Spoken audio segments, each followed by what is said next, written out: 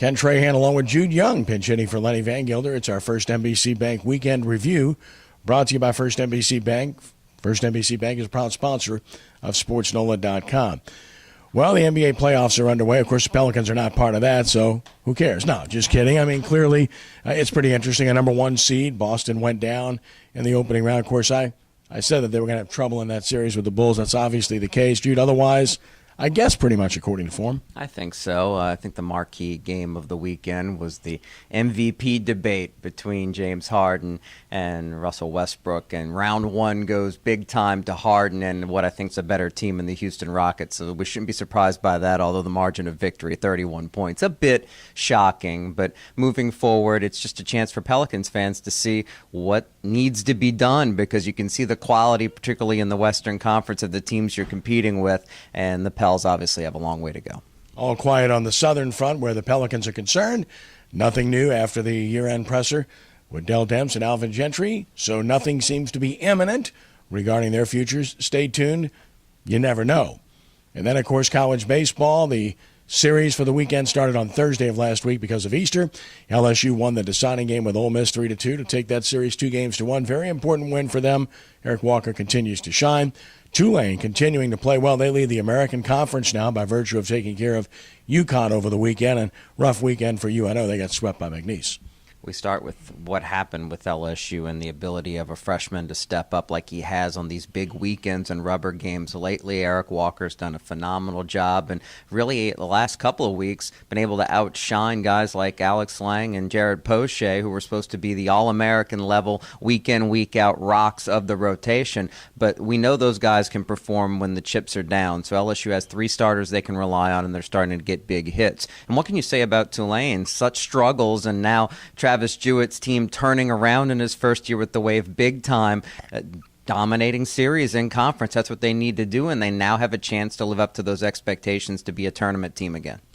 No doubt. High school baseball and our first NBC Bank Prep Showcase continues. 2 games to watch this week. Coming up on Tuesday, a battle on the North Shore between Lakeshore and Salmon over in Slidell. The Spartans hosting the Titans in an important district game. That's on Tuesday. Watch it live on SportsNola.com at 4. Tape delayed on WHNO TV 20. And then Thursday, we'll have Brother Martin at John Ryan Stadium to take on Jesuit. Again, watch that live at 6 p.m. Thursday on SportsNola.com. Tape delayed on WHNO TV as we wind down the regular season. It's been a great season in all sports, but particularly with baseball and the ability to go around the metro area, taking the crew when needed.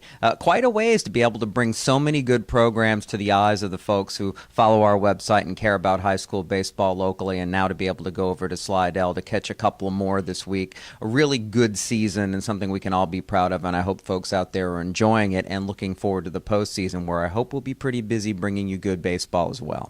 Nothing new on the Saints front, just speculation about the draft, obviously, as we get closer to it, and everybody trying to pin down just what they're going to do with that 11th overall pick. You could probably narrow it to as many as 3 to 5 names, but still it's broad, because ultimately your best laid plans go astray when somebody slips and ends up in your lap, and then you have a decision to make. A decision to make that could be something along the lines of picking a player that isn't at a position of need, or with a team that clearly needs more playmakers on defense. The best guy on the board may be an offensive player. So there's no way to know until those first 10 picks go down. And trust me, the Saints are doing their mock drafts behind the scenes, trying to anticipate every scenario. So they're, as most fans who enjoy doing that sort of thing, they're doing the exact same thing. So you're living that life a little bit. So the fan gets to feel like the executive and the coach, sweating it out until we finally get to the draft a week from Thursday. Still waiting to see if anything happens on the Malcolm Butler front. That's a distinct possibility, but nothing guaranteed where that's concerned. And if so, how much is it going to cost? So stay tuned where that's concerned. Crescent City Classic, a big hit again this weekend. It's amazing to see how many people are on the streets. I know a little bit about it. My wife's been running it the last few years. Man.